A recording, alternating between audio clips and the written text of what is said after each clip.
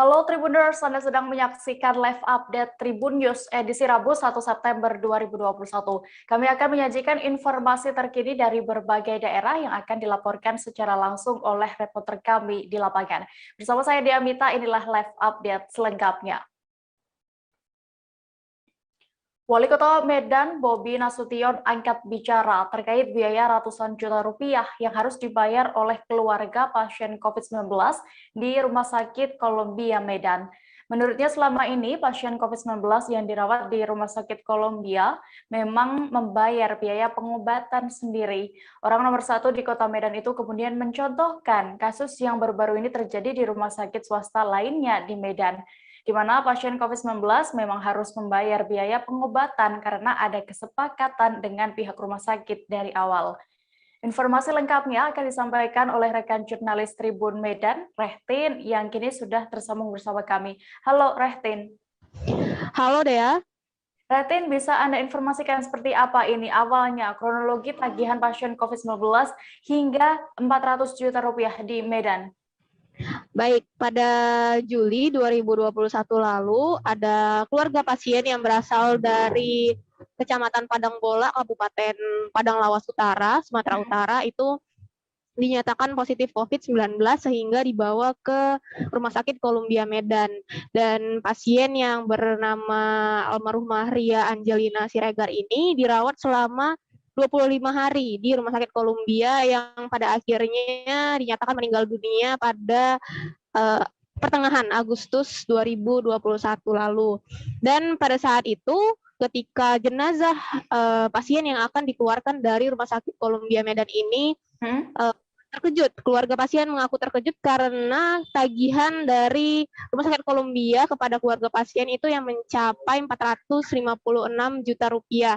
Dan pada saat itu keluarga pasien mengaku kesulitan untuk mencari dana pembayaran di Rumah Sakit Columbia dan meminta penjelasan dari pihak rumah sakit kenapa biaya tagihan yang seharusnya pasien COVID-19 sepengetahuan mereka itu ditanggung oleh pemerintah tapi bisa mencapai ratusan juta tersebut. Nah, sehingga dari pihak rumah sakit juga telah menemui keluarga pasien dan memberikan penjelasan bahwa biaya ratusan juta rupiah tersebut memang biaya yang dibebankan kepada keluarga pasien karena ada beberapa tagihan-tagihan non medis yang tidak bisa ditanggung oleh Kementerian Kesehatan, begitu deh.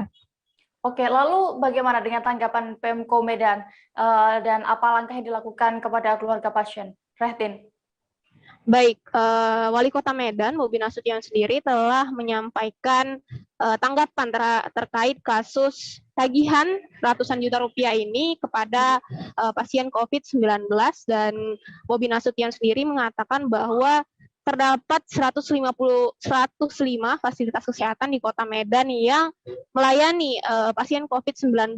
Namun mengenai pembiayaan, apakah biayanya ditanggung oleh Kementerian Kesehatan atau pemerintah atau ditanggung oleh pribadi keluarga pasien, itu tergantung dengan kesepakatan antara pihak rumah sakit dan juga keluarga pasien. Karena di Rumah Sakit Columbia sendiri, sepengetahuan beliau mengatakan bahwa pelayanan untuk pasien COVID-19 itu memang sudah ada paket-paket tertentu, sehingga di awal masuk itu keluarga pasien memang sudah diberikan dokumen tertentu yang menyatakan bahwa pembayaran harus dilakukan secara pribadi, begitu.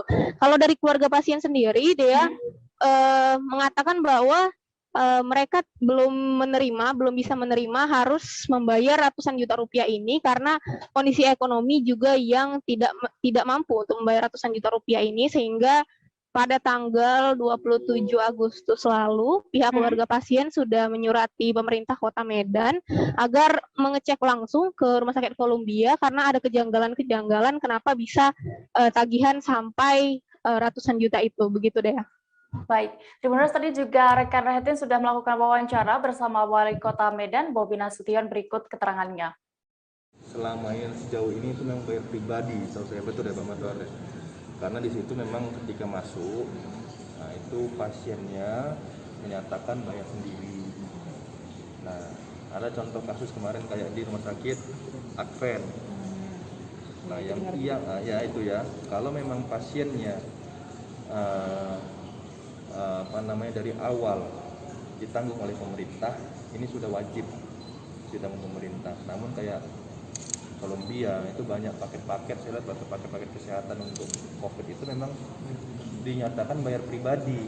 Nah, sebenarnya kalau saya dari awal bayar pribadi sudah kesepakatan antara rumah sakit, nah ini kita juga bingung nanti nih, karena ada beberapa dokumen yang menunjukkan, tapi saya belum cek yang di situ ya, karena beberapa dokumen yang menunjukkan mereka memang menyanggupi bayar sendiri, karena pelayanannya juga setahu saya berbeda di Kolombia ini dengan di rumah-rumah sakit yang lainnya itu. Kita beralih ke informasi berikutnya, Tribuners. Sejumlah perwakilan organisasi profesi di Kabupaten Mamasa, Sulawesi Barat mengadu ke Kepala Dinas Kesehatan.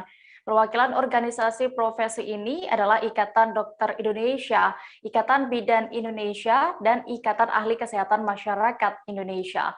Mereka datang untuk menuntut haknya dipenuhi sebagai tenaga kesehatan. Satu di antaranya adalah terkait insentif sebagai vaksinator.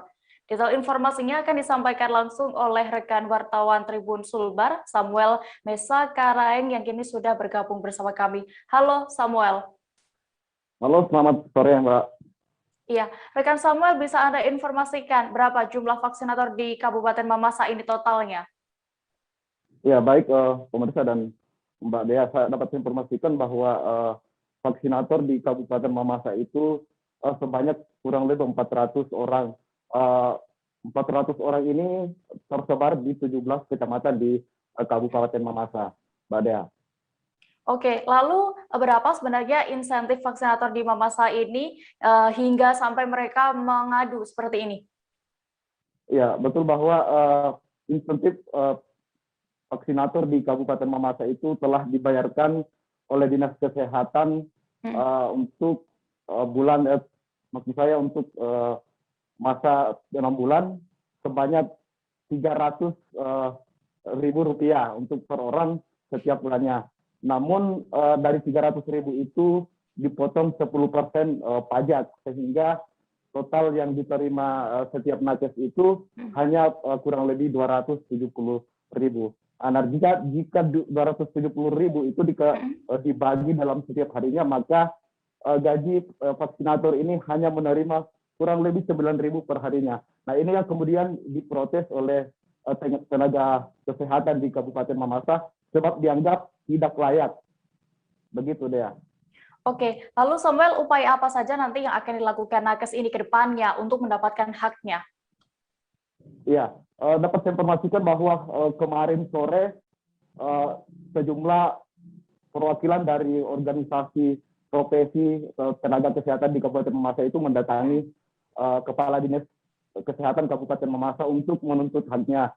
Namun menurut pernyataan Kepala Dinas Kesehatan Kabupaten Mamasa bahwa karena mereka datang atas nama lembaga organisasi, maka seharusnya yang mereka temui itu adalah pimpinan tingkat daerah, dalam hal ini Bupati Kabupaten Mamasa. Olehnya itu berdasarkan informasi yang kami peroleh dari sejumlah perwakilan organisasi profesi ini mengatakan bahwa mereka akan menemui langsung Bupati Mamasa yang dijadwalkan dalam pekan ini. Demikian, Dea. Baik, Tribuners, tadi rekan Samuel juga sudah mendapatkan keterangan dari Kepala Dinas Kesehatan Mamasa, Hajai Estaga. Berikut liputannya untuk Anda. Ya, tadi organisasi profesi kan datang menyampaikan masukan-masukannya. Itu semua untuk perbaikan ke depan. Jadi intinya beberapa masalah yang dia sampaikan, mulai dari banyak regulasi yang tidak tersosialisasikan baik sampai ke puskesmas, sampai kepada masyarakat dalam hal penanganan COVID-19. Yang kedua, mereka masukannya harusnya ada semacam perlindungan hukum terhadap tenaga-tenaga kesehatan yang misalnya mengalami masalah dalam melaksanakan tugasnya. Yang berikut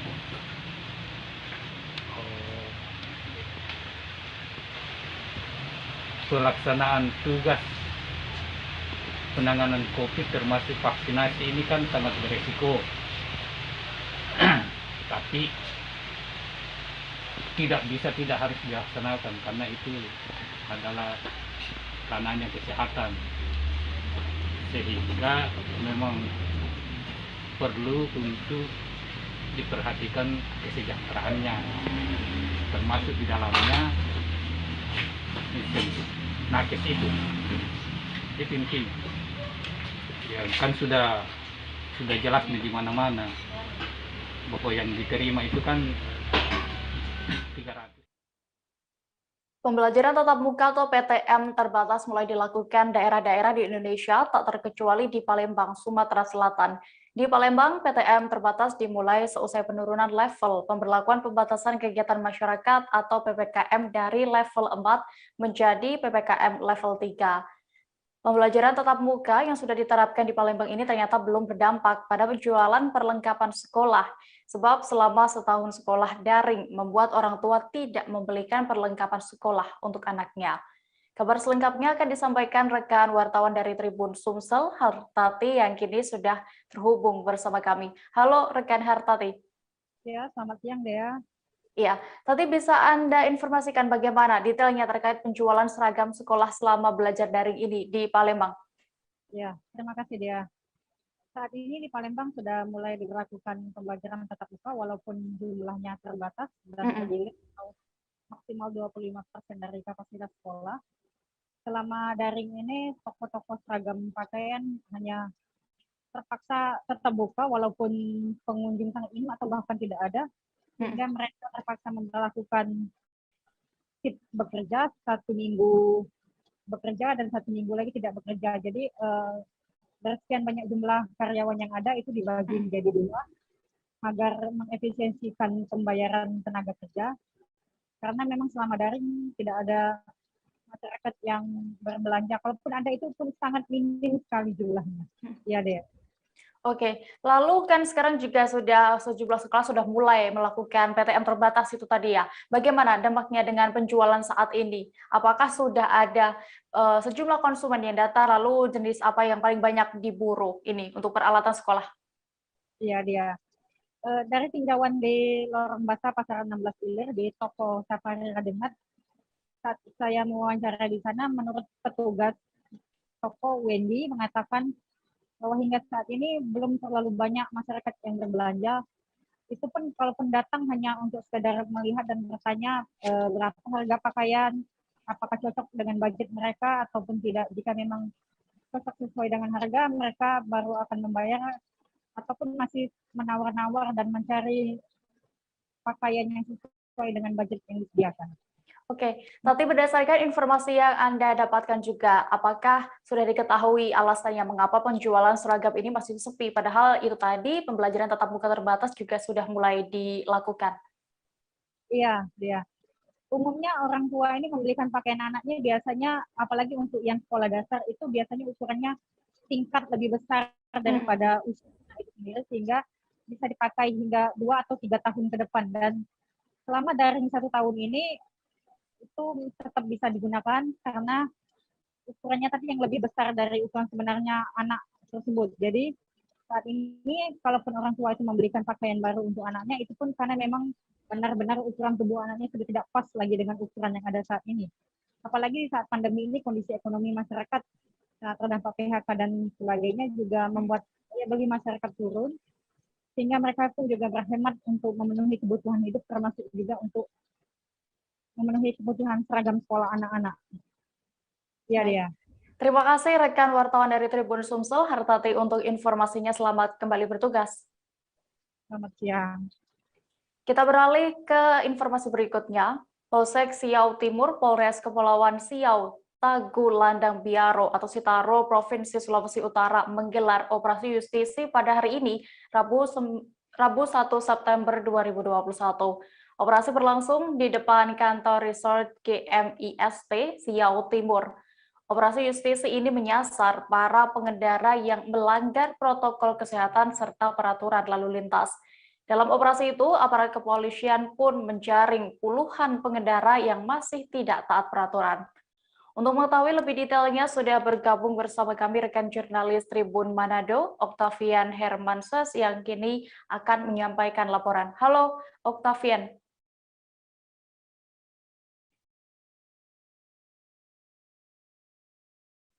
Halo, rekan Vian, bisa mendengar saya? Ya. Iya, bagaimana dengan suasana pelaksanaan operasi justisi yang dijalankan ini oleh Polres Kepulauan Siau Tagulandang, Biaro?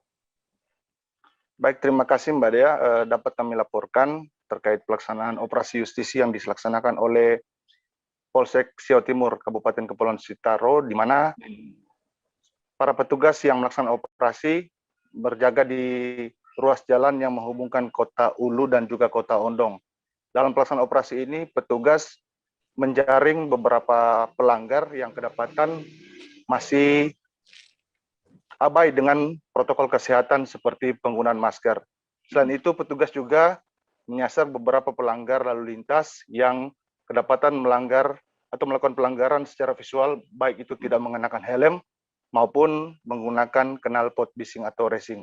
Demikian rekan Dea. Oke, dari pantauan Anda tadi di lokasi puluhan yang terjaring itu tadi, yang paling banyak melakukan pelanggaran apa? Apakah protokol kesehatan atau teknis mengemudi? Dari pantauan kami di lokasi pelaksanaan operasi sendiri, terlihat antara pelanggar protokol kesehatan maupun pelanggar lalu lintas itu bervariasi jumlahnya, tapi lebih didominasi oleh pelanggar protokol kesehatan, di mana sebagian besar pelanggar itu umumnya tidak mengenakan masker saat berkendara ataupun beraktivitas di luar rumah. Demikian rekan Dea. Oke, Vian, lalu sanksi apa yang diberikan oleh petugas kepada para pelanggar ini? Khusus untuk pelanggar protokol kesehatan, petugas ketika dihentikan para pengendara tersebut, petugas mewajibkan untuk mencari masker untuk dikenakan sebelum melanjutkan perjalanan. Setelah itu mereka diberikan edukasi oleh petugas agar supaya bisa lebih disiplin dalam menjalankan protokol kesehatan. Sedangkan untuk para pelanggar lalu lintas, khususnya yang tidak mengenakan helm, hal yang sama juga dilakukan, yakni dengan menyuruh para pengendara untuk mencari helm sebelum melanjutkan perjalanan. Begitupun untuk penggunaan knalpot racing, langsung diambil tindakan dalam bentuk penggantian knalpot standar di tempat operasi itu sendiri. Demikian rekan Dea. Baik, terima kasih rekan Octavian Hermansyah melaporkan dari Kepulauan Sitaro. Selamat kembali bertugas. Terima kasih, selamat sore. Kita beralih ke informasi berikutnya. Sejumlah masyarakat adat yang merupakan pemilik hak ulayat melakukan aksi pemalangan tempat pemakaman pasien COVID-19 di Kota Sorong, Papua Barat. Absalon Malasema berusia 46 tahun, salah seorang pemilik hak ulayat dan juga Ketua Himpunan Pribumi Sesorong Raya mengatakan tempat ini merupakan areal sengketa. Malasema menyebut hingga kini tidak ada iktikat baik dari pemerintah Kota Sorong untuk menyelesaikan persoalan tanah tersebut. Selengkapnya akan disampaikan rekan jurnalis Tribun Papua Barat, Sahwan Asari Raharusun, yang kini sudah terhubung bersama kami. Halo, Sahwan. Halo, Dea. Rekan Sahwan, bisa Anda informasikan kenapa masyarakat adat pemilik hak ulayat ini memalang pemakaman COVID-19 di Sorong? Ya, Dea dan juga Tribuners dimanapun Anda berada, pemalangan yang terjadi di Kota Sorong ini adalah dampak dari dua persoalan, yakni persoalan air bersih, tempat air bersih dan juga pemakaman umum yang hingga hari ini belum juga diselesaikan oleh pemerintah dan juga masyarakat adat. Sebab untuk wilayah pemakaman COVID sendiri sekitar 22 hektar itu luasannya sekitar 22 hektar hingga hari ini belum diselesaikan oleh pemerintah dengan dua marga, yakni marga Malaseme dengan marga dengan marga Malibela. Kedua marga ini bersengketa tanah pekuburan COVID-19 ini hingga 2020 kemarin belum ada penyelesaian, dan menurut wawancara kami pihak yang bersengketa telah dipertemukan, namun belum ada kesepakatan. Pada saat pertemuan tersebut ada keterangan dari pemerintah bahwa sudah ada sertifikat yang diatasnamakan, yang dibuat oleh pemerintah kota atas nama pemerintah kota, sehingga membuat salah satu marga atau keret yang ada di Kota Sorong yang juga anak asli suku Moi di Kota Sorong merasa kecewa dan melakukan pemalangan di pekuburan COVID sendiri. Ya, lalu setelah pemakaman ini dipalang ya, aksesnya ditutup, lalu bagaimana dengan prosesi pemakaman pasien COVID-19 di Sorong nantinya, Safwan? Iya, setelah pemalangan yang dilakukan oleh sejumlah masyarakat adat di Kota Sorong ini, proses pemakaman COVID untuk pasien COVID yang ada di Kota Sorong sementara waktu dihentikan karena permintaan dari pihak keluarga agar tanah tersebut harus diselesaikan oleh pemerintah, dalam hal ini Wali Kota Sorong, untuk tidak ada lagi permusuhan ataupun masalah lain yang akan timbul antar kedua belah pihak tersebut. Safwan, ini pemalangan dilakukan secara adat ya. Lalu bagaimana konsekuensinya jika ada yang mencabut tanpa pengetahuan keluarga ini nantinya, tiba-tiba? Ya, tentu kalau untuk pemalangan ini kan ada dilakukan secara adat. Tentu tidak, mereka juga sebagai masyarakat adat, kalau misalkan ada yang sengaja untuk membongkar palang tersebut, mereka akan membawa ke Mahkamah Agung kalau tidak salah, seperti begitu. Namun ada juga konsekuensi secara adat, yakni ada juga bencana alam dan lain-lain. Itu kan kepercayaan masyarakat sekitar, dan juga bahkan ada yang lebih mengerikan lagi, yaitu perang antar suku, karena pemilik hak wilayah tidak menerima perlakuan yang dilakukan oleh pemerintah dengan mencabut palang tersebut. Kalau seandainya palang tersebut dicabut tanpa sepengetahuan keluarga, begitu dia. Baik, terima kasih rekan Tribun Papua Barat, Safwan Asari, untuk informasinya. Selamat kembali bertugas. Tribuners, kami akan kembali seusai jeda sejenak, tetaplah di live update. Oke, apa kabar Bang Arifki di sini untuk strateginya? Kalau saya sendiri di Jumip 37 ini yang semalam baru mulai, saya udah sebenarnya aku nggak ngerasa itu penangkapan atau penggerbegan atau apapun itu, karena gini loh, posisinya aku kriteria. Jadi kita mengenal disebut dengan stroke yang tidak berdarah dengan stroke yang berdarah. Stroke yang tidak berdarah itu biasanya ditandai dengan adanya penyumbatan. Kalau itu terjadi di sini mungkin pikirnya tidak ke situ kali ya, tapi kalau di Korea atau di Kamboja itu ada beberapa paper yang saya itu Mas, ya, dulunya tukang koran. Oh gitu ya, tukang koran. Ya, saya baca ya, Pak. Tuh kan, pernah baca kan? Ya. Jadi kalau saya jadi tanggam itu udah bersyukur banget. Si anak ini dijadikan sebagai tersangka begitu. Ya, kalau ini kita bicara yang di luar kasus Gombo ya. Dengan nama hujan shower, di mana terdapat batas jelas antara daerah hujan dan tidak hujan yang biasanya terjadi pada fase awal mature stage atau tahap berbahaya itu Kang. Jadi mulai artinya terjadinya perlembekan. Nah itu untuk penetrasi akan sulit gitu ya. Dok, saya ini menurut saya memang tidak mudah, bukan urusan tanah diambil. Kalau misalnya Amerika Serikat sekarang, Rasulullah mengatakan di dalam sebuah hadis bahwa berpuasa di 6 hari Syawal itu Oke, apa kabar Bang Ariski di sini untuk strateginya? Kalau saya sendiri di Gimik 37 ini yang semalam baru mulai, Apa yang saya dirasakan udah Kak Fernita? Sebenarnya aku nggak ngerasa itu penangkapan atau penggerebekan atau apapun itu. Karena gini loh, posisinya aku Kriteria. Jadi kita mengenal disebut dengan stroke yang tidak berdarah dengan stroke yang berdarah. Stroke yang tidak berdarah itu biasanya ditandai dengan adanya penyumbatan. Kalau itu terjadi di sini mungkin pikirnya tidak ke situ kali ya, tapi kalau di Korea atau di Kamboja itu ada beberapa paper yang Saya itu Mas, dulunya tukang koran. Oh gitu ya. Tukang koran. Ya, saya baca itu Pak. Tuh kan, pernah baca kan? Jadi kalau saya jadi tanggam, itu udah bersyukur banget. Si anak ini dijadikan sebagai tersangka begitu. Ya, kalau ini kita bicara yang di luar kasus Situbondo ya, dengan nama hujan shower, di mana terdapat batas jelas antara daerah hujan dan tidak hujan yang biasanya terjadi pada fase awal mature stage atau tahap Berbahaya dewasa. itu Kang. Jadi mulai artinya terjadinya perlembekan. Nah itu untuk penetrasi akan sulit. Gitu, ya. Dok, saya ini menurut saya memang tidak mudah, bukan urusan tanah diambil.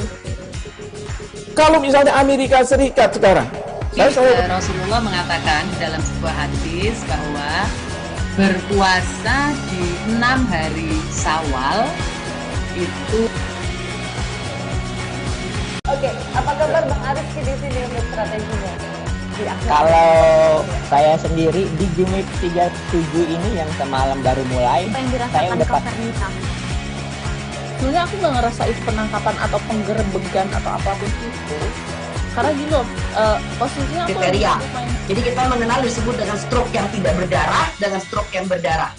Stroke yang tidak berdarah itu biasanya ditandai dengan adanya penyumbatan. kalau itu terjadi di sini mungkin pikirnya tidak ke situ kali ya, tapi kalau di Korea atau di Kamboja itu ada beberapa paper yang Saya itu Mas, dulunya tukang koran. Oh gitu ya. Tukang koran. Ya, saya baca itu Pak. Tuh kan, pernah baca kan? Jadi kalau saya jadi tanggam, itu udah bersyukur banget. Si anak ini dijadikan sebagai tersangka begitu. Ya, kalau ini kita bicara yang di luar kasus Situbondo ya, dengan nama hujan shower, di mana terdapat batas jelas antara daerah hujan dan tidak hujan yang biasanya terjadi pada fase awal mature stage atau tahap Berbahaya dewasa. itu Kang. Jadi mulai artinya terjadinya perlembekan. Nah itu untuk penetrasi akan sulit. Gitu, ya. Dok, saya ini menurut saya memang tidak mudah, bukan urusan tanah diambil. Kalau misalnya Amerika Serikat sekarang, Rasulullah mengatakan dalam sebuah hadis bahwa berpuasa di 6 hari Syawal itu. Oke, apa kabar Bang Ariski di sini untuk strateginya? Kalau saya sendiri di Gimik 37 ini yang semalam baru mulai, Apa yang saya dirasakan udah Kak Fernita? Sebenarnya aku nggak ngerasa itu penangkapan atau penggerebekan atau apapun itu. Karena gini loh, posisinya aku Kriteria. Jadi kita mengenal disebut dengan stroke yang tidak berdarah dengan stroke yang berdarah. Stroke yang tidak berdarah itu biasanya ditandai dengan adanya penyumbatan. kalau itu terjadi di sini mungkin pikirnya tidak ke situ kali ya, tapi kalau di Korea atau di Kamboja itu ada beberapa paper yang Saya itu Mas, dulunya tukang koran. Oh gitu ya. Tukang koran. Ya, saya baca itu Pak. Tuh kan, pernah baca kan? Jadi kalau saya jadi tanggam, itu udah bersyukur banget. Si anak ini dijadikan sebagai tersangka begitu. Ya, kalau ini kita bicara yang di luar kasus Situbondo ya, dengan nama hujan shower, di mana terdapat batas jelas antara daerah hujan dan tidak hujan yang biasanya terjadi pada fase awal mature stage atau tahap Berbahaya dewasa. itu Kang. Jadi mulai artinya terjadinya perlembekan. Nah itu untuk penetrasi akan sulit. Gitu, ya. Dok, saya ini menurut saya memang tidak mudah, bukan urusan tanah diambil. Kalau misalnya Amerika Serikat sekarang, Rasulullah mengatakan dalam sebuah hadis bahwa berpuasa di 6 hari Syawal itu. Oke, apa kabar Bang Ariski di sini untuk strateginya? Kalau saya sendiri di Gimik 37 ini yang semalam baru mulai, Apa yang saya dirasakan udah Kak Fernita? Terima kasih Anda masih setia menyaksikan live update Tribun News. Kita menuju informasi berikutnya. Seorang kakek berusia 55 tahun di kota Serang ditemukan tewas dengan luka di bagian leher. Korban bernama Asni, warga kampung Masigit, Kelurahan Masjid Priai, Kecamatan Kasemen. Kakek itu ditemukan meninggal dunia pada Selasa 31 Agustus oleh seorang warga setelah berhasil membuka paksa pintu rumahnya. Tetangga mengaku sempat mendengar Asni berteriak minta tolong sebelum ditemukan meninggal dunia. Informasi lengkapnya akan disampaikan rekan jurnalis Tribun Banten, Milda Niati, yang kini sudah tersambung bersama kami. Halo Milda.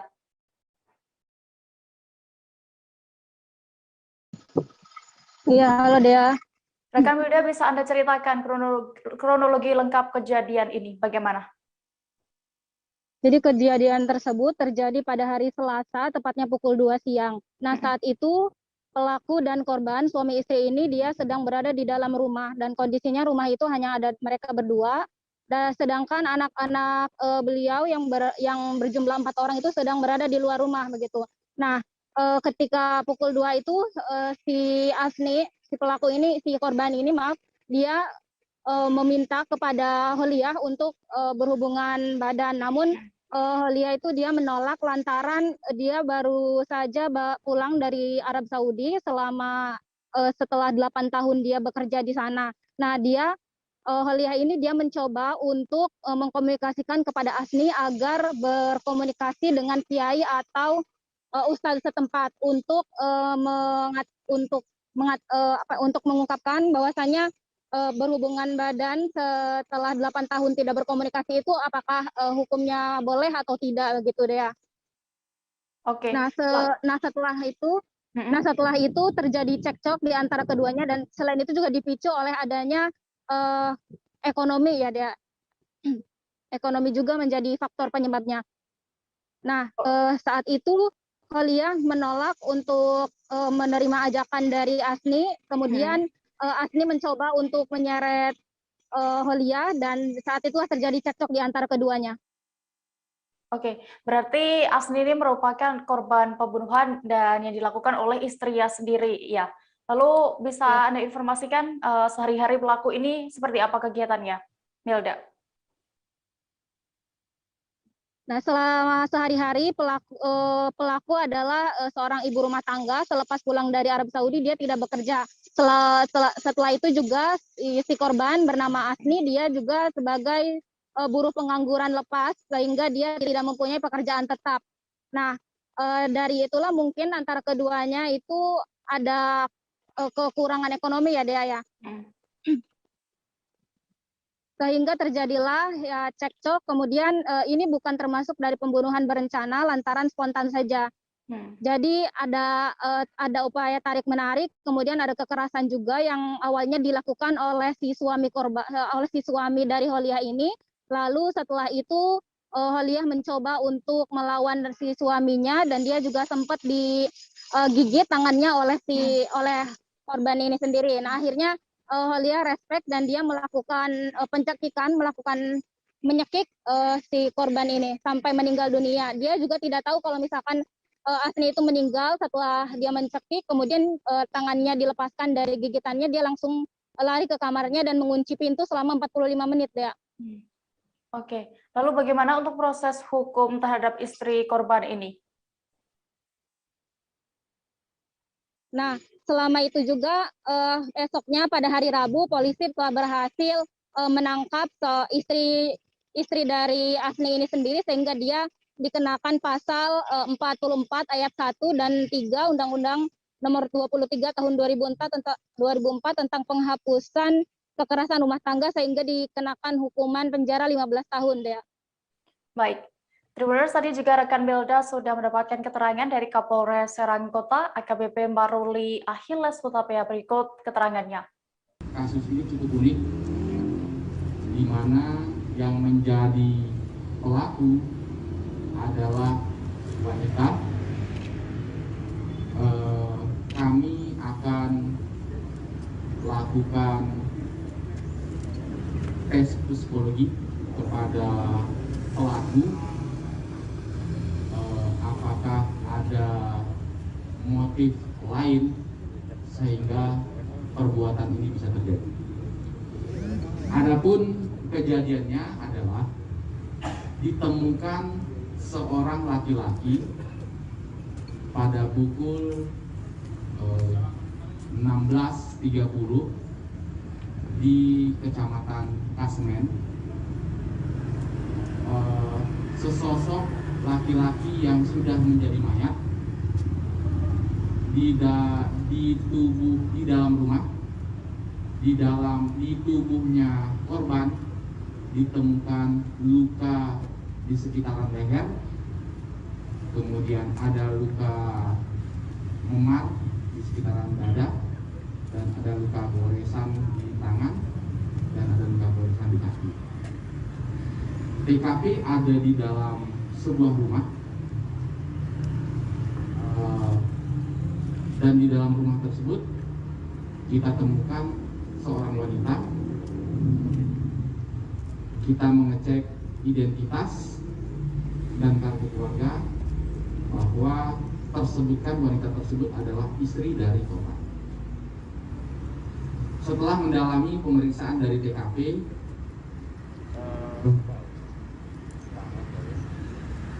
kami melakukan rekonstruksi dan gelar perkara bahwa kronologis Sejumlah calon pegawai negeri sipil akan melaksanakan SKD di Kota Kendari mulai 2 hingga 28 September 2021 mendatang. Pelaksanaan SKD bagi CPNS ini menggunakan sistem Computer Assisted Test atau CAT. Kepala UPT BKN Kendari Budi Haryanto mengatakan jadwal SKD ini dibagi menjadi 2 dan detail informasinya akan disampaikan langsung oleh rekan wartawan Tribun News Ultra, Amelda Devi Indriani yang kini sudah bergabung bersama kami. Halo rekan Amel. Halo Dea. Bisa Anda informasikan ini apa saja yang perlu dipersiapkan bagi para peserta SKD CPNS 2021 di Kota Kendari? Iya, Dea. Jadi bagi para peserta SKD CPNS nanti yang dimulai besok tanggal 2 September hingga 28 September ini, peserta harus membawa KTP, kemudian kartu peserta CPNS dan beberapa dokumen yang ia daftarkan saat registrasi CPNS, sehingga data-data tersebut akan digunakan pihak BKN untuk menyesuaikan data si pelamar dengan yang diupload. Kemudian para peserta juga diwajibkan membawa swab antigen ataupun PCR. Untuk PCR sendiri yang 2 kali 24 jam dan untuk antigennya itu 1 kali 24 jam. Kemudian pihak BKN juga menyarankan agar peserta membawa pensil sebagai alat untuk membantu mengerjakan soal perhitungan. Seperti itu, Dea. Oke, lalu bagaimana dengan teknis pelaksanaan tes SKD CPNS di Kendari ini? Iya, Dea. Untuk pelaksanaan SKD CPNS di Kota Kendari, pihak BKN membagi 2 jadwal. Jadwal pertama itu jadwal pertama dilaksanakan tanggal 2 hingga 15 September di titik lokasi UPT BKN Kendari yang berada di Kelurahan Tipulu, Kendari Barat, Kota Kendari, Sulawesi Tenggara. Dan lokasi kedua itu dijadwalkan 14 hingga 28 September. Itu lokasinya mandiri untuk BKN Provinsi Sulawesi Tenggara. Jadi untuk lokasi itu nanti untuk saat ini pihak BKN belum bisa memberitahukan lokasi mandiri itu karena masih sementara proses persiapan. Kemudian untuk teknisnya sendiri, awal kedatangan peserta itu menunjukkan hasil swab antigen atau PCR-nya kepada tim kesehatan. Kemudian setelah itu melakukan peserta diarahkan untuk mencuci tangan, kemudian diukur suhunya dan diarahkan ke tenda menunggu yang telah disiapkan pihak BKN.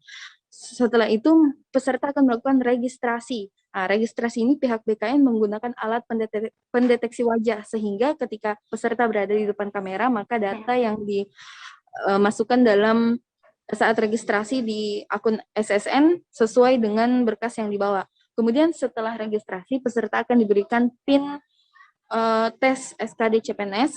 Setelah itu dilakukan lagi pengecekan suhu. Setelah dilakukan pengecekan suhu, peserta akan menunggu di ruang tunggu, sekaligus diperlihatkan tutorial cara mengoperasikan CAT. Setelah itu masuk ke ruangan. Dan untuk pelaksanaannya ruangan SKD ini dibatasi 30% dari jumlah kapasitas normalnya. Jadi sekiranya satu ruangan itu 30 hingga 40 peserta. Nah, kemudian setelah itu sebagai informasi tambahan, peserta juga bagi yang didapati suhunya di atas 37,3 derajat Celcius maupun hasil swab dan antigennya positif, pihak BKN juga menyediakan ruangan khusus bagi mereka. Jadi mereka tetap bisa melaksanakan tes CPNS, namun di ruang terpisah. Sementara bagi peserta yang positif COVID, dalam masa perawatan atau isoman, itu disarankan pihak BKN untuk segera melapor ke instansi masing-masing, agar dijadwalkan ulang. Seperti itu. Baik, lalu di mana peserta bisa memperoleh informasi atau mengetahui jadwal ujian mereka? Ya, untuk jadwal ujian, pihak BKN menyarankan agar para peserta mengecek jadwal di instansi masing-masing, di akun instansi masing-masing. Jadi ketika peserta memasukkan akun CPNS mereka di aplikasi SSN, itu akan tertera di mana lokasi dan jadwal yang akan mereka laksanakan. Untuk diketahui juga pelaksanaan CPNS ini dibagi menjadi 4 sesi per harinya. Kecuali di hari Jumat itu dilaksanakan 2 sesi saja. Demikian Baik. Tribuners, tadi rekan Amel juga sudah melakukan wawancara bersama Kepala UPT BKN Kendari, Budi Haryanto. Berikut keterangannya. Kalau terkait jaringan kita kan pakai jaringan internet dari pusat VPN VPN. Kebetulan servernya juga ada di sana Pak. Nah, kita jaringannya dari sana. Dan pas pelaksanaan di sini kita sudah siapkan aplikasinya. Nah dari aplikasi itu nanti pas dia login juga sudah ada kameranya di aplikasi itu langsung ada kameranya Pak. Jadi setiap pergerakan atau peserta bisa dimonitoring dari kamera webcamnya, terekam di kamera di pusat. Jadi sejauh ini optimis lancar? Iya, misalnya lancar. Karena kemarin waktu sekolah kedinasan kita selenggarakan juga lancar Pak. Ada lagi Pak. Soal ini Pak, seperti informasi itu di mana masyarakat bisa peroleh Pak, untuk kan waktu dekat ini masih simpang siur, ada kayak teman saya sempat bertanya juga, ada yang tanggal 2 dan yang tanggal 19, mereka masih kayak bingung gitu untuk dapat informasi yang jelas. Itu bisa cek. Untuk informasi yang jelas bisa dilihat di linknya instansi masing-masing. Dia mendaftar misalnya di Kejaksaan, coba buka linknya di Kejaksaan, nanti di situ tercetak misalnya si A dia ujian hari ini tanggal ini sesi keberapa, di situ ada semua nanti di linknya instansi masing-masing. Kalau kita hanya mendapatkan, kalau kita hanya daftar globalnya, nanti yang daftar rinciannya itu dari instansi yang masing-masing. Nah, itu Pak, seperti tadi yang Bapak sampaikan, kan kalau kayak lokasi itu nanti dari pusat yang tentukan langsung, itu biasanya berapa hari sebelum pelaksanaan? Untuk yang di Tilak Mandiri kan pelaksanaan tanggal 14. Mungkin tanggal 7 sudah mulai reaksi untuk persiapannya sampai tanggal 12. 13 kita sudah ready semua, 14 tinggal pelaksanaannya. Kita beralih ke Provinsi Kepulauan Riau. Seorang penjual cendol bernama Budi menjadi korban pembunuhan di Lubuk Baja, Batam beberapa waktu lalu. Pria berusia 40 tahun itu menghembuskan nafas terakhir setelah ditusuk menggunakan benda tajam. 1 bulan seusai kejadian, polisi pun berhasil menangkap pelaku pembunuhan berinisial SP seusai pelariannya. Polisi kemudian menggelar rekonstruksi pembunuhan itu pada hari Selasa 31 Agustus kemarin, bertempat di kawasan Pasar Tos 3000, tepatnya di depan Shopping Center Samarinda. Tersangka dan sejumlah saksi turut dihadirkan. Kabar selengkapnya akan disampaikan rekan wartawan dari Tribun Batam, Noven Simanjuntak, yang kini sudah terhubung bersama kami. Halo Noven.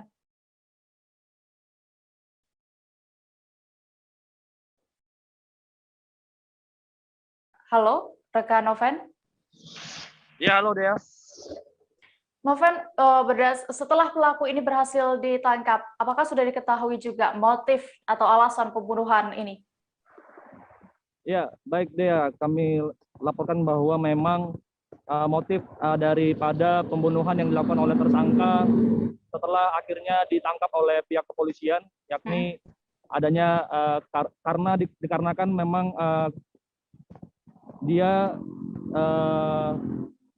mengaku dendam kepada korban yang dikarenakan adanya perebutan lahan parkir di kawasan Pasar Tos 3000 Jodoh ini. Seperti itu, Dea. Oke, lalu berdasarkan rekonstruksi pembunuhan yang dilakukan ini, bagaimana kronologinya?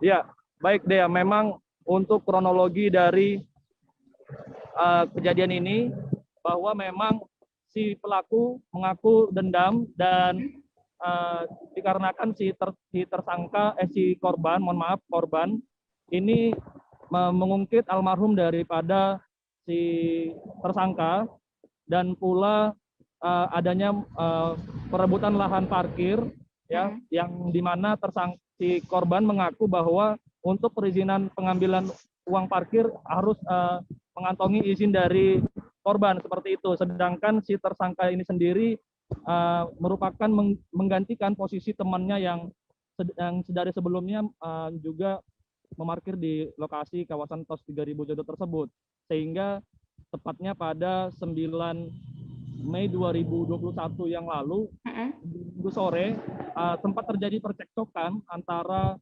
tersangka dan juga korban, yang dimana hal itu berujung kepada pembunuhan yang dilakukan oleh tersangka kepada korban, tepatnya di halaman shopping center Samarinda.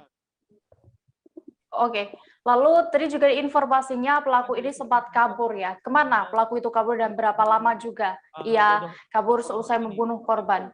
Ya.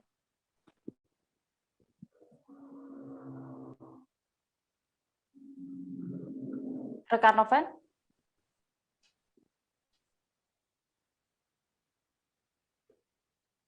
Halo? Seperti itu, Dea.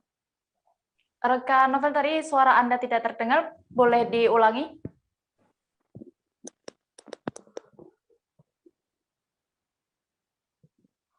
Halo? Bisa diulangi, Dea? Iya, Noven, kemana waktu itu dan berapa lama pelaku kabur seusai membunuh korban? Sepertinya tidak ada suara.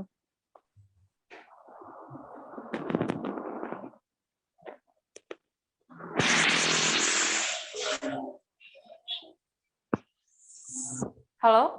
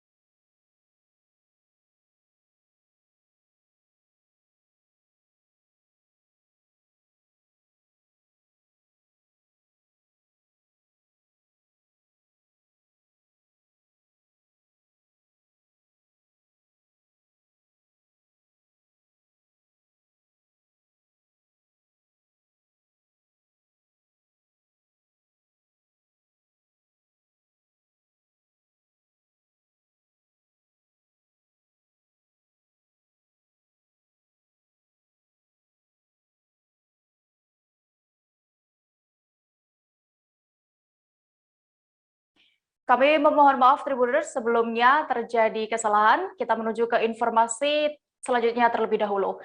Kabupaten Wajo, Sulawesi Selatan dilanda banjir sejak Sabtu 28 Agustus lalu. Sempat dikabarkan mulai surut, namun wilayah itu kembali direndam banjir dan makin meluas pada Selasa 31 Agustus kemarin. Akibatnya ribuan rumah warga pun terendam banjir. Selain menggenangi rumah warga, banjir juga menggenangi area persawahan warga. Untuk mengetahui lebih detailnya, sudah bergabung bersama kami rekan jurnalis Tribun Timur, Hardiansyah Abdi Gunawan yang akan menyampaikan laporan. Halo rekan Hardi.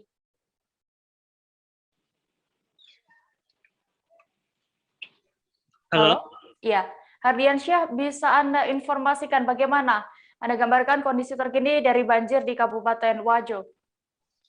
Ya, terima kasih rekan dia. Secara umum, banjir di Kabupaten Wajo terjadi pada Sabtu 28 Agustus 2019 lalu. Banjir pada saat itu sempat melanda 14 kecamatan yang ada di Kabupaten Wajo. Dan hari ini sudah ada beberapa kecamatan yang surut, tetapi masih tersisa 5 kecamatan yang masih terdampak banjir pada Rabu 1 September 2021 ini. Terkhusus di Kecamatan Tempe sendiri, ada 11 kelurahan yang terdampak banjir. Dari 11 kelurahan itu tercatat ada 2.519 rumah yang terdampak banjir yang dihuni oleh 3.352 kepala keluarga dan jumlah jiwa itu ada 8.862 jiwa. Selain menggenangi rumah warga, banjir di Kecamatan Tempe ini juga menggenangi 10 sekolah, 9 sarana ibadah, 5 sarana kesehatan, dan 2 kantor pemerintahan. Selain fasilitas umum juga, banjir di Kecamatan Tempe ini terkhusus menggenangi ada 548 hektar areal persawahan. Seperti itu rekan Dea. Oke, lalu apa sebenarnya penyebab banjir di Kabupaten Wajo ini? Karena juga sudah berhari-hari ya. Ya, betul sekali rekan Dea bahwa penyebab banjir di Kabupaten Wajo ini perlu kita ketahui bahwa Kabupaten Wajo ini berada di pesisir Danau Tempe. Dan Danau Tempe sendiri itu setiap tahunnya meluap akibat beberapa ada 2 sungai yang bermuara di Kecamatan Tempe, itu ada Sungai Bila dan Sungai Walenai. Intensitas hujan di daerah hulu menjadi salah satu penyebab banjir di Kabupaten Wajo. Terlebih lagi faktor pendangkalan Danau Tempe yang saat ini semakin parah. Seperti itu rekan Dea. Oke, lalu bagaimana sekarang saat ini kondisi warga yang masih terdampak banjir? Apa saja yang mereka butuhkan? Ya, sejauh ini dikabarkan bahwa terkhusus di Kecamatan Tempe ini belum ada warga yang mengungsi, tetapi pemerintah mencatat bahwa korban yang terdampak banjir itu membutuhkan bambu. Bambu itu digunakan untuk sebagai titian jalan dari rumah ke rumah untuk menghindari banjir. Kemudian warga juga membutuhkan bantuan air bersih. Terkhusus pada warga yang terdampak di sektor pertanian, selain membutuhkan para petani di Kabupaten Wajo ini terancam merugi karena padi-padi yang siap panen itu terdampak banjir sehingga membutuhkan bantuan berupa benih. Seperti itu rekan Dea. Baik. Tribuners, tadi rekan Hardiansyah juga sudah berhasil mendapatkan keterangan dari Camat Tempe. Supardi, berikut keterangannya. Kami sampaikan bahwa di Kecamatan Tempe, Kabupaten Wajo saat ini terkena banjir. Ada dari 16 kelurahan, ada 11 kelurahan yang terdampak banjir, mulai dari ketinggian 30 cm sampai 250 cm. Ada 5 kelurahan yang tinggi airnya mencapai 2 meter ke atas. Jumlah KK yang terdampak banjir adalah 3.352 dengan jumlah rumah 2.514, termasuk fasilitas pendidikan ada 10 unit dan fasilitas kesehatan ada 5 unit. Kebutuhan masyarakat saat ini adalah bambu untuk membuat titian. Nah, ini yang terdampak mulai dari hari Sabtu sampai pada hari ini, sehingga masyarakat membutuhkan bambu untuk dipergunakan dari rumah menuju ke jalan raya. Pak, ada berapa jiwa yang terdampak banjir kali ini? Jumlah jiwa itu mencapai 8.832 jiwa terkena banjir. Kita beralih ke informasi berikutnya. Kasus pemerasan yang dilakukan oleh 2 oknum lembaga swadaya masyarakat atau LSM di Kabupaten Sampang, Madura kini sudah rampung. Hal itu dibuktikan dengan putusan Majelis Hakim Pengadilan Negeri Sampang di mana keduanya divonis 1 tahun 6 bulan penjara. Vonis yang dijatuhkan kepada kedua terdakwa atas nama Rizky berusia 42 tahun dan Amir Hamzah 38 tahun itu lebih ringan dari tuntutan jaksa. Kedua terdakwa juga tidak melakukan banding terhadap putusan hakim. Selengkapnya akan disampaikan rekan jurnalis Tribun Madura, Hanggara Pratama yang kini sudah terhubung bersama kami. Halo Hanggara. Halo rekan Dea. Hanggara, bisa Anda informasikan berdasarkan yang sudah Anda dapatkan di datanya dari liputan Anda tadi, alasan kedua terdakwa ini mendapatkan keringanan dari tuntutan jaksa 1 tahun 10 bulan, apa? Siap, terima kasih rekan Dea. Sebenarnya kan memang 2 tersangka ini dituntut oleh JPU atau Jaksa Penuntut Umum 1 tahun 10 bulan seperti itu. Namun hal ini divonis oleh Pengadilan Negeri Sampang yang pada saat itu hakimnya Afrizal bahwa tersangka divonis memang lebih ringan dari tuntutan jaksa tersebut. Hal itu disebabkan karena pertimbangan kedua terdakwa ini saat menjalankan sidang dinilai sangat patuh dan sopan ketika jalannya sidang. Kemudian penyebabnya kedua terdakwa merupakan tulang punggung keluarga seperti itu, menurut penjelasan dari Hakim Pengadilan Negeri Sampang Afrizal. Oke, Hanggara, bisa Anda ceritakan kembali kronologi saat keduanya terjaring OTT saat itu? Siap rekan Dea. Jadi pada saat itu korban yang merupakan pelaksana proyek Pokmas pada tahun 2019, anggaran tahun 2019 maksud saya, terus mendapatkan tekanan dari kedua tersangka ini atau 2 terdakwa ini sehingga melakukan pelaporan, dan uang yang diminta oleh 2 tersangka ini sebesar sekitar 100 juta seperti itu. Dan pada saat itu korban memenuhi permintaan dari tersangka, yakni bertemu di salah satu kafe di Jalan Makbul, Kecamatan Sampang. Dan pada saat itu ada saling tawar-menawar dan korban hanya memiliki uang senilai 19 juta. Dan ketika penawar itu sudah disepakati oleh kedua tersangka, dan barulah datang pihak kepolisian seperti itu, dan baru terjadi operasi tangkap tangan. Baik, terima kasih rekan jurnalis Tribun Madura, Hanggara Pratama untuk laporannya. Selamat kembali bertugas. Kami akan kembali dan mengajak Anda berwisata virtual ke Pantai Pecel yang menjadi favorit di kota Pontianak. Saya jeda sejenak, tetaplah di Live Update. Oke, apa kabar Bang Aris di sini untuk strateginya? Kalau saya sendiri di Game Week 37 ini yang semalam baru mulai, saya udah sebenarnya aku nggak ngerasa itu penangkapan atau penggerebegan atau apapun itu, karena gini loh, posisinya aku kriteria. Jadi kita mengenal disebut dengan stroke yang tidak berdarah dengan stroke yang berdarah. Stroke yang tidak berdarah itu biasanya ditandai dengan adanya penyumbatan. Kalau itu terjadi di sini mungkin pikirnya tidak ke situ kali ya, tapi kalau di Korea atau di Kamboja itu ada beberapa paper yang saya itu mas, ya, dulunya tukang koran. Oh gitu ya. Tukang koran. Ya, saya baca itu Pak. Tuh kan pernah baca kan? Ya. Jadi kalau saya jadi pangdam itu udah bersyukur banget. Si anak ini dijadikan sebagai tersangka begitu. Ya, kalau ini kita bicara yang di luar kasus Sebongombo ya, dengan nama hujan shower, di mana terdapat batas jelas antara daerah hujan dan tidak hujan yang biasanya terjadi pada fase awal mature stage atau tahap berbahaya itu Kang. Jadi mulai artinya terjadinya perlembekan. Nah itu untuk penetrasi akan sulit begitu ya. Dok, saya ini menurut saya memang tidak mudah, bukan urusan tanah diambil. Kalau misalnya Amerika Serikat sekarang, Rasulullah mengatakan dalam sebuah hadis bahwa berpuasa di 6 hari Syawal itu. Oke, apa kabar Bang Aris di sini untuk strateginya? Kalau saya sendiri di Game Week 37 ini yang semalam baru mulai, saya udah sebenarnya aku nggak ngerasa itu penangkapan atau penggerebegan atau apapun itu, karena gini loh, posisinya kriteria. Jadi kita mengenal disebut dengan stroke yang tidak berdarah dengan stroke yang berdarah. Stroke yang tidak berdarah itu biasanya ditandai dengan adanya penyumbatan. Kalau itu terjadi di sini mungkin pikirnya tidak ke situ kali ya, tapi kalau di Korea atau di Kamboja itu ada beberapa paper yang saya itu mas, ya dulunya tukang koran. Oh gitu ya, tukang koran. Ya saya baca itu pak. Tuh kan pernah baca kan? Ya. Jadi kalau saya jadi tanggam itu udah bersyukur banget. Si anak ini dijadikan sebagai tersangka begitu. Ya kalau ini kita bicara yang di luar kasus Situbondo ya, dengan nama hujan shower, di mana terdapat batas jelas antara daerah hujan dan tidak hujan yang biasanya terjadi pada fase awal mature stage atau tahap berbahaya itu Kang.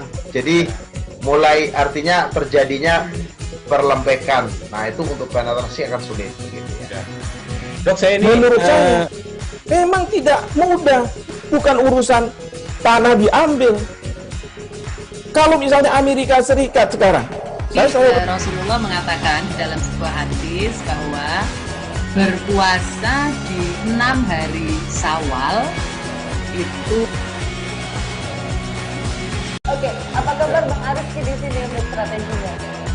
Kalau saya sendiri di Gimik 37 ini yang semalam baru mulai, saya udah sebenarnya aku nggak ngerasain penangkapan atau penggerebegan atau apapun itu. Karena gini loh, posisinya kriteria. Jadi kita mengenal disebut dengan stroke yang tidak berdarah dengan stroke yang berdarah. Stroke yang tidak berdarah itu biasanya ditandai dengan adanya penyumbatan. Kalau itu terjadi di sini mungkin pikirnya tidak ke situ kali ya, tapi kalau di Korea atau di Kamboja itu ada beberapa paper yang saya itu mas, ya dulunya tukang koran. Oh gitu ya, tukang koran. Ya saya baca itu pak. Tuh kan pernah baca kan? Ya. Jadi kalau saya jadi tanggam itu udah bersyukur banget. Si anak ini dijadikan sebagai tersangka begitu. Ya kalau ini kita bicara yang di luar kasus Situbondo ya, dengan nama hujan shower, di mana terdapat batas jelas antara daerah hujan dan tidak hujan yang biasanya terjadi pada fase awal mature stage atau tahap berbahaya itu Kang. Jadi mulai artinya terjadinya perlempekan. Nah itu untuk penetrasi akan sulit. Begitu, ya. Dok saya ini menurut saya memang tidak mudah, bukan urusan tanah diambil. Kalau misalnya Amerika Serikat sekarang, Rasulullah mengatakan dalam sebuah hadis bahwa berpuasa di 6 hari Syawal itu. Oke, apa kabar Bang Arifki di sini untuk strateginya? Kalau saya sendiri di Gimik 37 ini yang semalam baru mulai, saya udah sebenarnya aku nggak ngerasain penangkapan atau penggerebegan atau apapun itu. Karena gini loh, posisinya kriteria. Jadi kita mengenal disebut dengan stroke yang tidak berdarah dengan stroke yang berdarah. Stroke yang tidak berdarah itu biasanya ditandai dengan adanya penyumbatan. Kalau itu terjadi di sini mungkin pikirnya tidak ke situ kali ya, tapi kalau di Korea atau di Kamboja itu ada beberapa paper yang saya itu mas, ya dulunya tukang koran. Oh gitu ya, tukang koran. Ya saya baca itu pak. Tuh kan pernah baca kan? Ya. Jadi kalau saya jadi tanggam itu udah bersyukur banget. Si anak ini dijadikan sebagai tersangka begitu.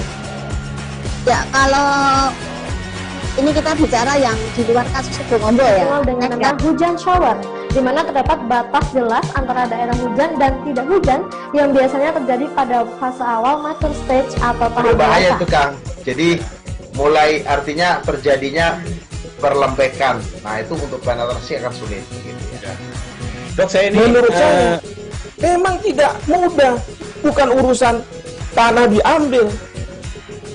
Kalau misalnya Amerika Serikat sekarang, Rasulullah mengatakan dalam sebuah hadis bahwa berpuasa di 6 hari Syawal itu.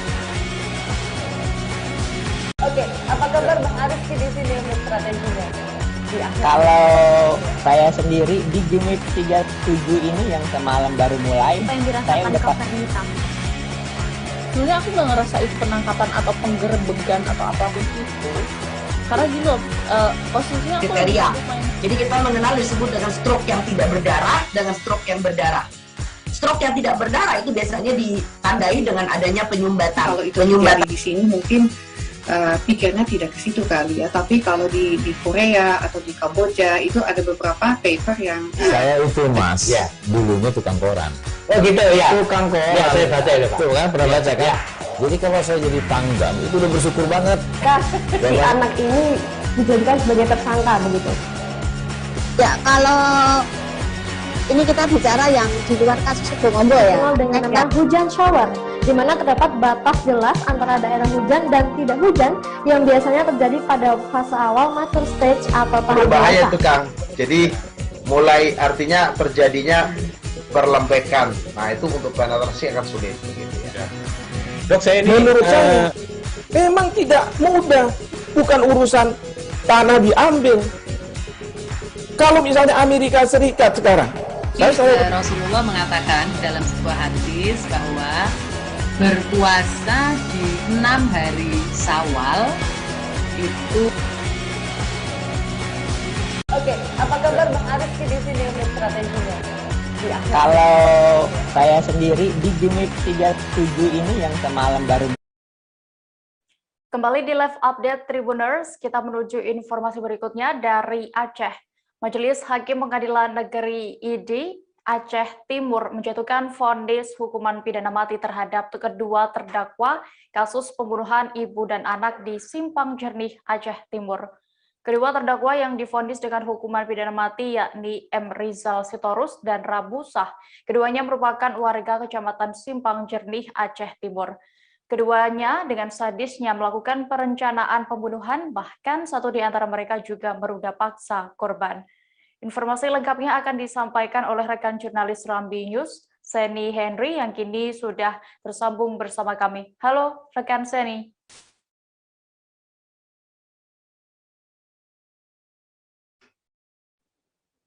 Halo? Halo Mbak. Ya, bisa Anda informasikan bagaimana tadi jalannya proses sidang putusan terhadap kedua terdakwa pembunuhan berencana dan juga pemeriksaan terhadap ibu dan anak di Aceh Timur ini? Iya Mbak, dapat saya laporkan bahwa Majelis Hakim Pengadilan Negeri ID Aceh Timur telah menjatuhkan hukuman pidana mati terhadap kedua terdakwa perkara tindak pidana pembunuhan berencana dan pemerkosaan terhadap ibu dan anak di Simpang Jernih, Aceh Timur melalui sidang pembacaan putusan yang berlangsung secara virtual di Pengadilan Negeri ID Kabupaten Aceh Timur Selasa 31 Agustus 2021 kemarin. Kedua terdakwa yang divonis dengan hukuman pidana mati yaitu M. Rizal Sitorus atau MRS dan Rabu Sah atau R atau berinisial R, keduanya warga Kecamatan Simpang Jernih, Kabupaten Aceh Timur. Sidang pembacaan putusan Selasa kemarin dipimpin oleh Ketua Majelis Hakim Khalid AMD SHMH dengan dua hakim anggota yaitu Ike Ari Kesuma SH dan Reja Bastira Siregar SH dengan jaksa penuntut umum dari Kejaksaan Negeri Aceh Timur yaitu Hari Arfan SHMH, Seri Arida SH, dan M. Iqbal Zakwan SH. Vonis ini telah sesuai dengan tuntutan jaksa penuntut umum sebelumnya, yang mana telah menuntut kedua terdakwa dengan hukuman pidana mati. Demikian, Mbak. Oke, lalu bagaimana dengan sikap terdakwa dan juga jaksa atas putusan hakim ini? Iya, Mbak. Atas putusan ini kedua terdakwa menyatakan sikap pikir-pikir. Begitu juga jaksa penuntut umum dari Kejaksaan Aceh Timur menyatakan sikap pikir-pikir selama 7 hari ke depan pasca putusan untuk menentukan sikap selanjutnya, apakah menerima putusan atau melakukan upaya hukum banding atas putusan tersebut. Demikian, Mbak. Oke, saat sidang tadi, rekan Seni, apa saja yang memberatkan kedua terdakwa ini sehingga akhirnya hakim memvonis hukuman mati? Iya, Mbak. Adapun hal-hal yang memberatkan kedua terdakwa berdasarkan keterangan Kepala Kejaksaan Negeri Aceh Timur, Semeru SH didampingi Kasih Intel Andi Zulanda SH dan Kasih Pidum Ivan Najar Alafi SHMH, mengatakan adapun hal-hal yang memberatkan kedua terdakwa sehingga dijatuhi hukuman pidana mati oleh Majelis Hakim Pengadilan Negeri ID sama seperti pertimbangan jaksa penuntut umum sebelumnya, yang mana menurut jaksa hal-hal yang memberatkan bagi kedua terdakwa yaitu perbuatan terdakwa melakukan tindak pidana pembunuhan berencana disertai merudak paksa korban ini dilakukan dengan cara yang sangat sadis. Untuk diketahui bahwa terdakwa R adalah otak pelaku dalam kasus ini, yang mana ia hanya melakukan pembunuhan berencana terhadap ibu dan anak, terhadap ibu SF 56 tahun dan anaknya NA 15 tahun, yang mana jenazah kedua korban saat itu Senin 15 Februari 2021 ditemukan warga di bawah kolong tempat tidur rumahnya dalam kondisi tidak bernyawa, sehingga terdakwa R ini didakwa melanggar 2 pasal, yaitu pasal 340 KUHP dan Jo pasal 55 ayat 1 KUHP.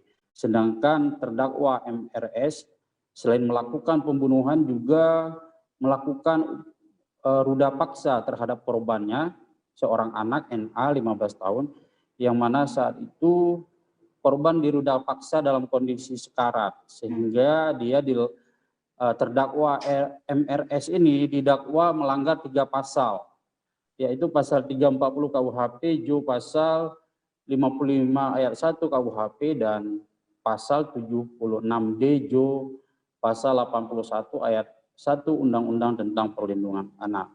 Selain itu, perbuatan kedua terdakwa juga menimbulkan penderitaan yang mendalam dan berkepanjangan bagi keluarga korban. Hal yang memberatkan kedua terdakwa lainnya adalah para terdakwa sudah pernah dihukum dalam perkara tindak pidana lain, dan perbuatan kedua terdakwa telah menimbulkan keresahan bagi masyarakat Kecamatan Simpang Jernih.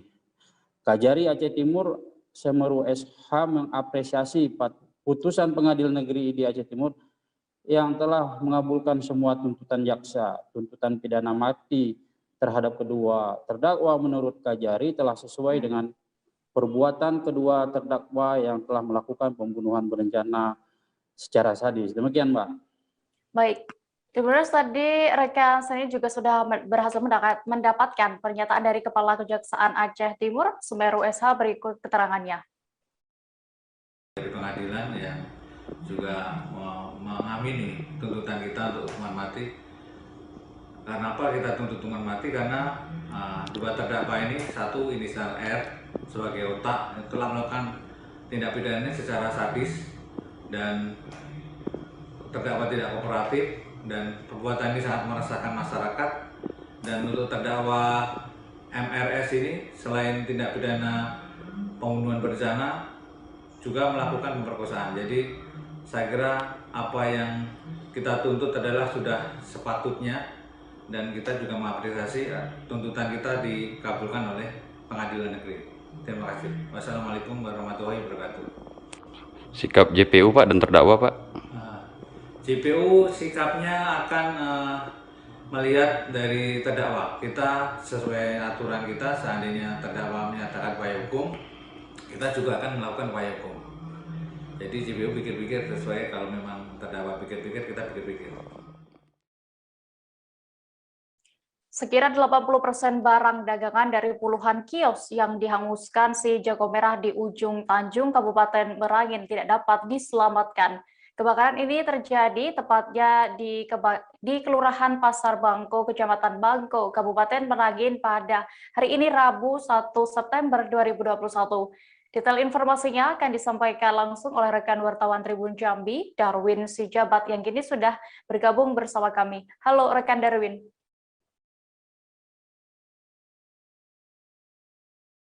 Halo Darwin.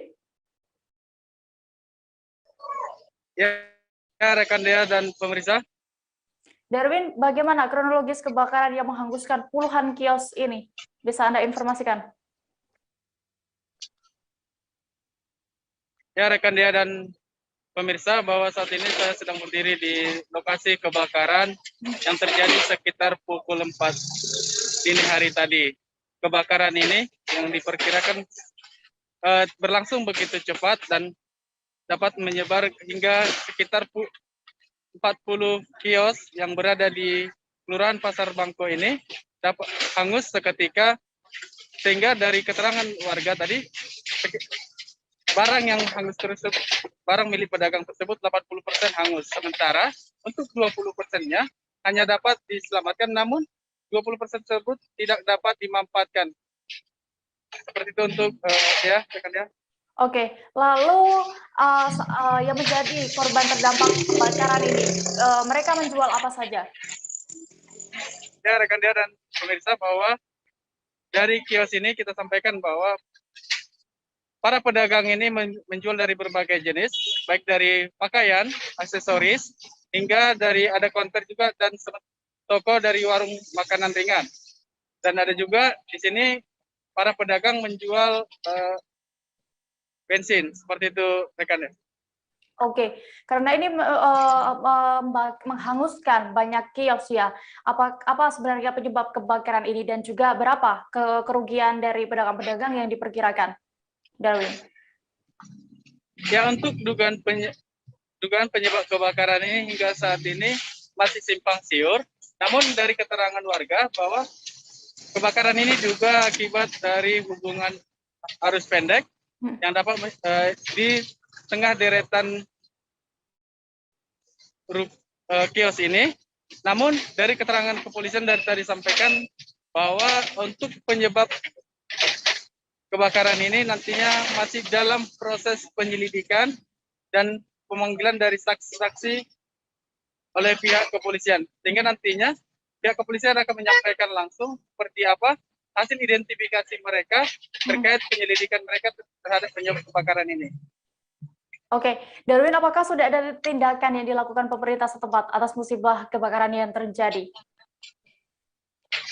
Ya, rekan ya, bahwa tindakan dari pemerintah bukan hanya dari pemerintah saja, bahwa tadi pihak kepolisian Merangin, kepolisian daerah Merangin, kepolisian Resort Merangin telah memberikan sembako kepada korban, termasuk juga tadi terdapat dari pemerintah Kabupaten Merangin telah memberikan sejumlah bantuan. Namun untuk kedepannya dari para pedagang ini disampaikan Bupati Merangin yang meninjau langsung tadi lokasi ini berjanji akan menyediakan modal bagi para pedagang ini untuk membuka usaha kembali dengan bekerja sama dengan pihak bank. Bahkan untuk lokasi, Bupati juga berjanji bahwa akan merelokasi tempat atau menyediakan tempat yang akan ditempati para pedagang tersebut untuk kembali berjualan. Baik, Tribuners, tadi rekan Darwin juga berhasil mendapatkan keterangan dari Ketua Asosiasi PKL Merangin dan juga Kapolres Merangin dan Bupati Merangin. Berikut keterangannya. Kebakaran yang terjadi pada tepatnya sebelum subuh, kurang lebih sekitar jam 4.30-an itu saya mendapatkan informasi dari rumah bahwa telah terjadi kebakaran di ujung Tanjung. Maka dengan hal seperti itu saya ditelepon oleh para pedagang, saya langsung datang ke tempat kejadian.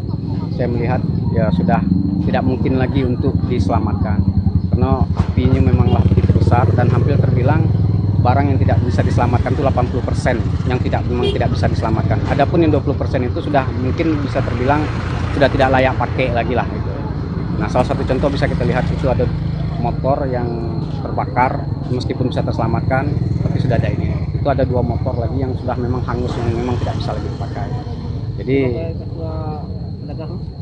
ya sebagai pengurus pedagang PKL ini saya berharap dengan pemerintah bisa menempatkan mereka kembali karena memang saya paham persis mereka memang mata pencaharian mereka hanya di sinilah dan tidak ada lagi mata pencaharian sampingan-sampingan yang lain karena mereka ini juga dulu hasil dari penempatan dari toko X terbakar. Namun untuk pemiliknya kurang dari 40 orang karena ada yang 1 orang memiliki 2 atau 3 kios juga ada. Ini kan ada dugaan dari para pedagang bahwa ada unsur kesengajaan karena di posisi ini akan ada pembangunan. Seperti apa kita menanggapi ini? Ya, kami dari kepolisian tetap masih lagi melakukan penyelidikan untuk penyebabnya, karena kami juga harus memeriksa beberapa saksi-saksi yang sudah kami melihat daripada kejadian dari kebakaran tersebut. Kejadian kebakaran yang diperkirakan jam 4.30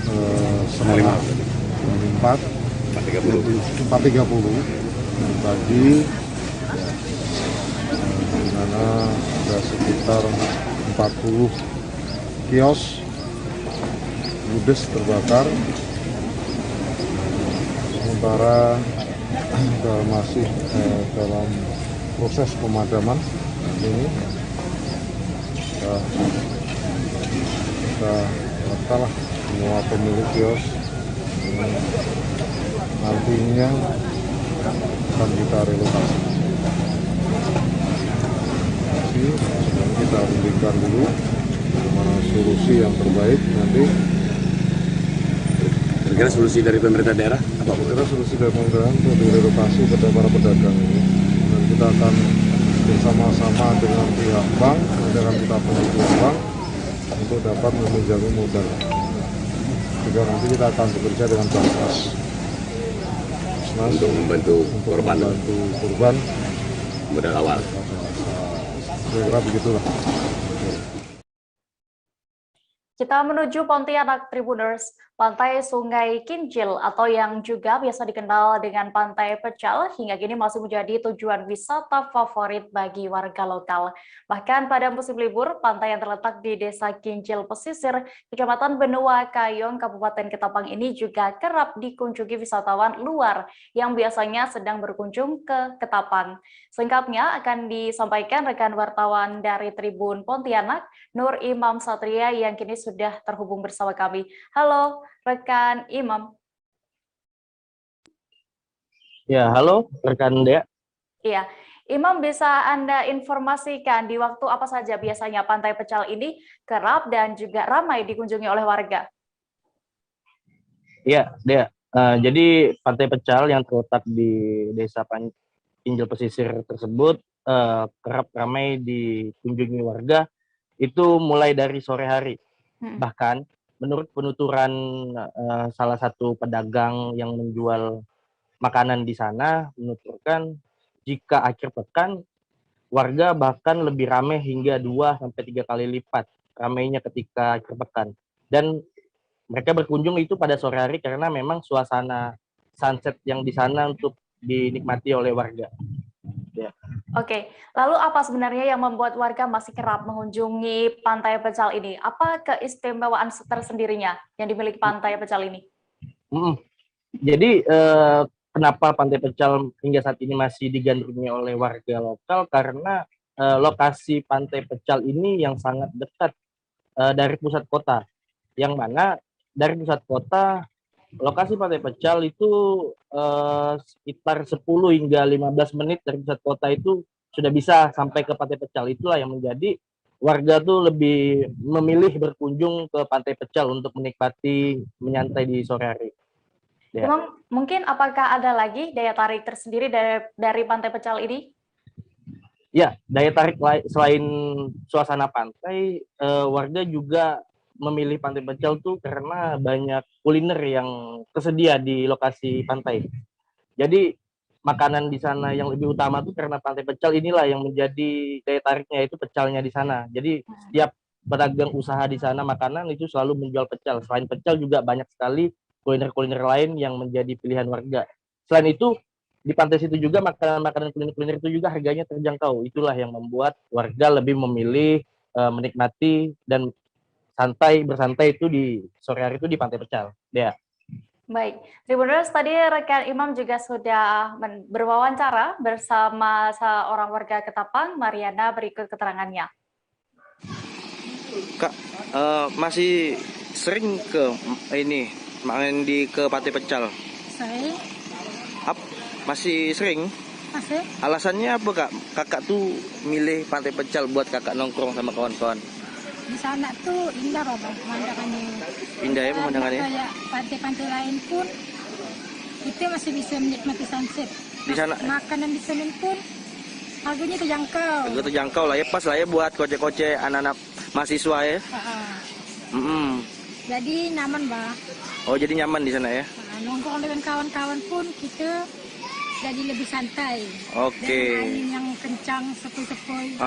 Kak, Pantai Pecal tuh jauh nggak sih dari tempat rumah kakak? Nggak jauh benar Bang, dekat mah. Dekat lah ya? Iya. betul kayak dari sekitar 10 sampai 15 menit ke sana ya dari rumah kakak kan? Iya, kurang lebih segitu.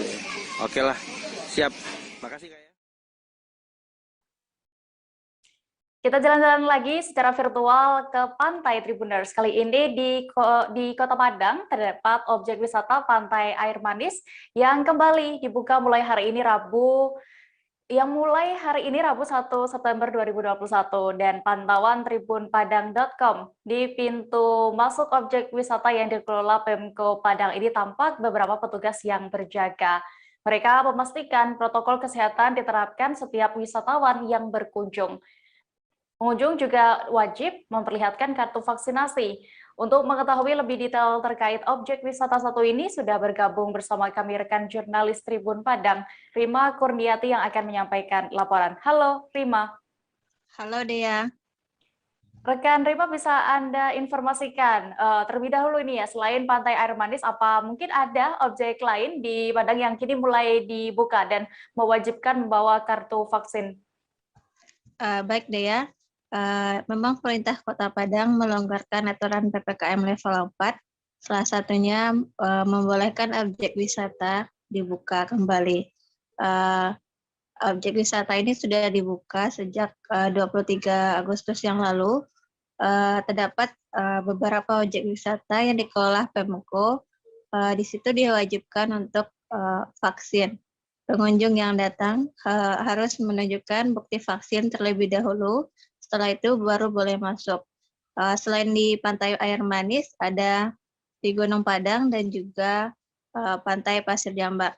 Sementara objek wisata lainnya belum menerapkan wajib vaksin tersebut dikarenakan pengelolaannya bukan dari pemerintah Kota Padang sendiri. Begitu dia. Oke, lalu apakah ada dampak tersendiri terkait adanya aturan wajib vaksin ini terhadap kunjungan wisatawan ke objek-objek wisata itu? Rima. Memang dampaknya sangat signifikan dia. Sejak dibuka itu, keterangan dari Kepala Dinas Pariwisata Kota Padang itu hampir sekitar 30% penurunan pengunjung ke objek wisata. Hal ini mengingat masih banyak warga yang belum mengetahui bahwa saat ini untuk masuk objek wisata harus menggunakan wajib vaksin. Oke, lalu sampai kapan akan diwajibkan ini wajib vaksin bagi wisatawan dan bagaimana juga dengan anak-anak yang memang belum boleh divaksin ya? Apakah tidak bisa masuk ke objek wisata itu? Baik ya, meskipun terjadi penurunan pengunjung wisata, tapi pemerintah Kota Padang menyatakan mereka komitmen untuk terus menerapkan wajib vaksin bagi wisatawan. Bagi wisatawan yang tidak menunjukkan bukti vaksin, mereka tidak bisa masuk ke objek wisata tersebut atau disuruh balik lagi. Sementara bagi anak-anak yang belum boleh vaksin, itu tergantung kepada orang tuanya. Apakah orang tuanya sudah divaksin atau belum? Jika orang tuanya sudah divaksin, maka mereka juga boleh masuk ke objek wisata tersebut. Karena anak-anak pastinya tidak lepas dari pantauan kedua orang tuanya. Dan juga komitmen untuk melaksanakan wajib vaksin bagi wisatawan ini juga sesuai dengan instruksi Kemendagri. Jadi walaupun omset menurun, pengunjung menurun, wajib vaksin tersebut terus akan dilakukan oleh pemerintah Kota Padang. Baik, terima kasih rekan jurnalis Tribun Padang, Rima Kurniati untuk informasinya. Selamat kembali bertugas. Kita beralih ke informasi berikutnya, Tribuners. Banjir menggenai Pekon Sukaraja dan beberapa lainnya di Kecamatan Semaka, Tanggamus akibat jebolnya tanggul Sungai Wai Sedayu. Banjir terjadi pada Selasa 31 Agustus kemarin sekira pukul 3 pagi dan langsung menggenangi permukiman dan pasar Sukaraja. Kabar terkini terkait banjir di Tanggamus ini akan disampaikan rekan wartawan Tribun Lampung, Tri Yulianto, yang kini sudah bergabung bersama kami untuk menyampaikan laporan. Halo, Tri.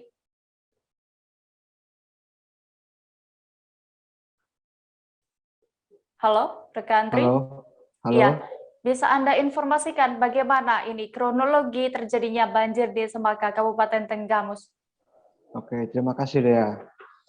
Untuk banjir di sini adalah di Pekon Sukaraja. Sini lokasi Pekon dekat dengan Sungai Sedayu. Kemudian di situ ada tanggul sungai. Nah, tanggul sungai itu yang jebol sehingga merusak pemakaman umum, kemudian rumah masyarakat dan menyebar ke pekon-pekon lainnya. Pekon di sini adalah pekon desa maksudnya. Lalu tadi juga berdasarkan liputan Anda di lokasi banjir ini, apa saja dampak dari banjir ini dan bagaimana kondisi terkini dari warga-warga yang terdampak? Untuk dampaknya yang jelas pemakaman umum rusak, kemudian material lumpur, bebatuan, segala macam masuk ke rumah warga. Kemudian jalan lintas Sumatera, khususnya di ruas Pekon Pagdawara sama Wekrap, tertutup material banjir berupa bebatuan dan lumpur. Tapi saat ini sudah dilewati. Kemudian untuk saat ini masyarakat juga sudah membersihkan material-material banjir pada rumah-rumah mereka. Kemudian sekarang juga BPBD sudah mengoperasikan 3 ekskavator untuk membuat tanggul pada tanggul Sungai Sedayu. Oke, baik. Terima kasih rekan wartawan Tribun Lampung, Tri Yulianto untuk laporannya. Selamat kembali bertugas. Oke, terima kasih. Tribuners, informasi tadi sekaligus menutup perjumpaan kita dalam live update siang ini. Jangan lupa untuk terus memperbaharui kabar terupdate lainnya di seluruh kanal YouTube Tribun Network. Terakhir, Tribuners, lantaran masih di tengah pandemi, kami kembali mengingatkan kepada Anda untuk selalu menerapkan protokol kesehatan dimanapun berada. Dan mewakili kru yang bertugas, saya Diamita pamit. Terima kasih dan sampai jumpa. Jangan lupa like, subscribe, dan share ya!